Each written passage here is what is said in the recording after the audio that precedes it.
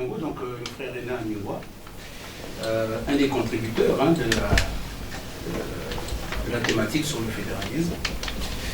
Donc, j'interviens, mais très brièvement, parce que j'ai une obligation familiale, je dois partir.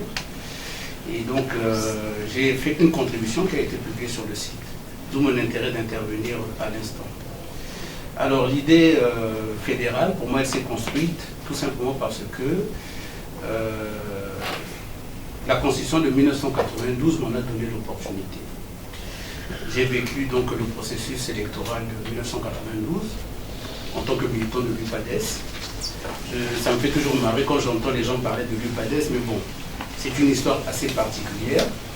Et au-delà de la personne de Pascal, bon, c'est vrai qu'il y avait un socle électoral des trois pays du Niari, mais je pense qu'on peut faire la preuve que ça allait au-delà. Parce qu'il avait quand même fait ses preuves avec Bernard Kolela qu'il y avait une volonté que le pays vraiment s'implique dans un processus démocratique. Je pense qu'il y a des clarifications à faire là-dessus. C'est dans notre intérêt, parce que c'est toujours regardé et c'est toujours des arguments pour justifier la lutte contre ce qu'on appelle le tribalisme. Moi, je me suis toujours exprimé en disant que la question tribale au Congo-Brazzaville, par rapport à mon histoire personnelle, la construction de mes familles, ne m'autorise plus à parler du tribalisme. Donc, je veux intervenir à l'instant, tout simplement pour dire, rappeler que la démocratie a un coût. C'était l'objet de ma proposition. Ce qu'on nous dit souvent, c'est qu'on pense que la démocratie, c'est uniquement un processus électoral. Et l'histoire du Congo doit aussi nous interpeller par rapport à comment on finance cette démocratie-là. On a rappelé qu'il y a des pays comme l'Allemagne, on le voit aujourd'hui dans la crise ukrainienne, qui n'a aucune ressource, contrairement à nous. La Suisse n'a pas de ressources non plus. Mais ce sont des pays qui ont fait ce choix-là et les modalités de financement sont écrites dans leur constitution. Donc ils ne sont pas plus intelligents que nous. Nous, on peut faire aussi. Et ce que moi, je déplore toujours, c'est que on refuse d'être optimiste, on refuse d'être offensif. Parce que je n'ai jamais entendu quelqu'un, que ce soit dans les milieux congolais, voire de l'Afrique francophone, avoir des mots durs contre l'État centralisé. Je n'en ai jamais entendu. Or, ces États-là nous ont été imposés.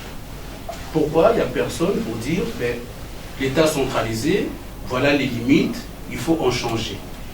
Moi, je n'ai jamais entendu les gens dire ça. Mais une fois que les gens commencent à parler de l'État fédéral, c'est parti. Ah oui, bon, les divisions, ceci, cela.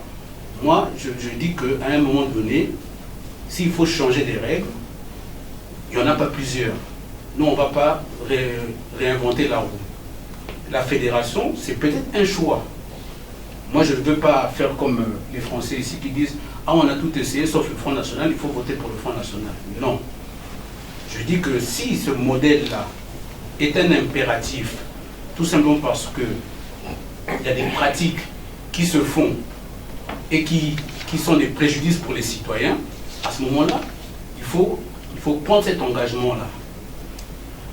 Collectivement, je pense qu'on a dénoncé l'image qu'on a vue de Kagame qui est arrivé au Congo, qui aurait signé des accords avec un gouvernement en place pour spolier les terres des populations.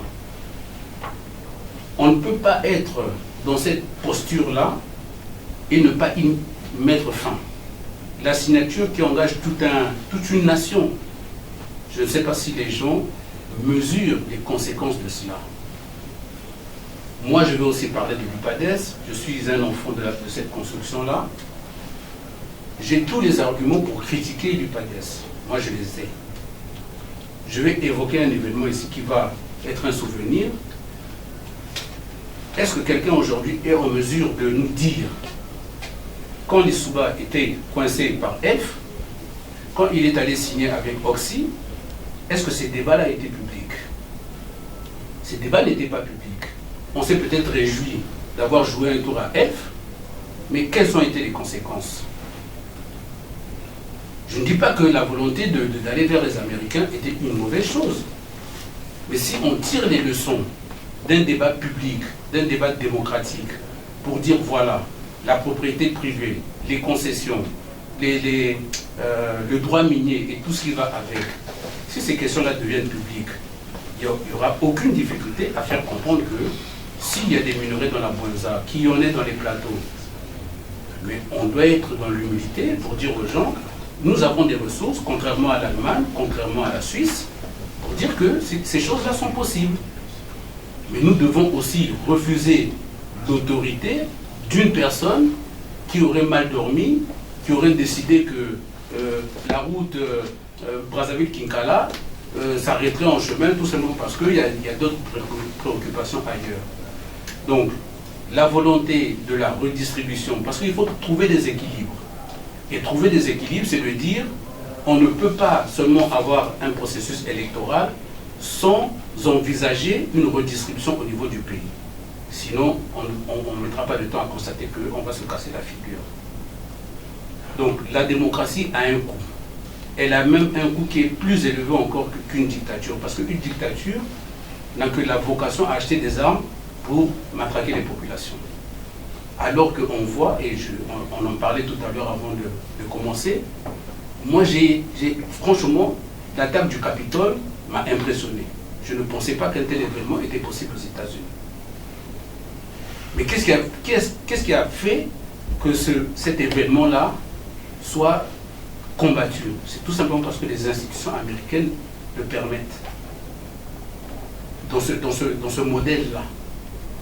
Donc le problème, ce n'est pas seulement de dire on va copier, ou bien on va faire les malins pour dire on instaure ça, mais on fait autre chose. Moi, aujourd'hui, j'ai pratiquement 55 ans révolus. Je suis aujourd'hui grand-père. Plus de la moitié de ma vie passée en Europe.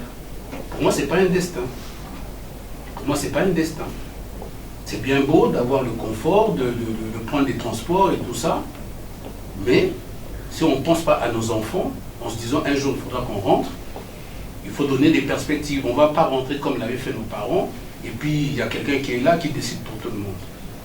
Donc, si les gens qui sont dans cette salle, même s'ils ont des contributions à faire, même s'ils ont des reproches à faire, même s'ils ont des doutes, je considère que les gens qui sont là, en majorité, adhèrent à l'idée fédérale.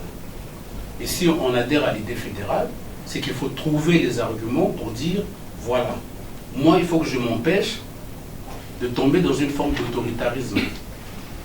Il ne faut pas que demain, les années que nous sommes là, une fois qu'on est au pouvoir, et puis on va voir apparaître des pro-occidentaux, des pro-Poutine, des je ne sais pas quoi, ainsi de suite.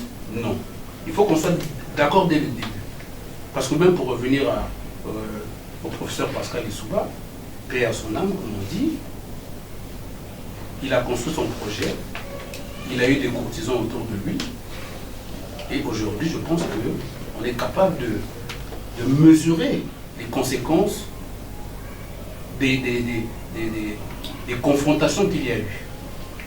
Donc, si nous sommes capables de dire, nous avons de la ressource, qu'on peut la redistribuer, les économistes sont là pour ça, les juristes sont là pour encadrer, faisons-le. C'est pas parce qu'il y a du pétrole à Pointe-Noire, qu'il soit encore pérenne ou pas, ça j'en sais rien, mais les fondamentaux d'une nation, c'est surtout déjà d'être en capacité de manger. Ça, si nous avons des terres pour faire l'agriculture, engageons-nous. Et pour terminer, j'évoquerai aussi les événements de 93, 94. Je suis convaincu que tout ce qui s'est passé, ce n'est pas parce que les gens étaient ou tribalistes ou parce qu'on était des adversaires, je ne pense pas que ce soit ça. Mais c'est tout simplement parce que les Congolais n'ont jamais eu l'opportunité d'aller vers un certain confort.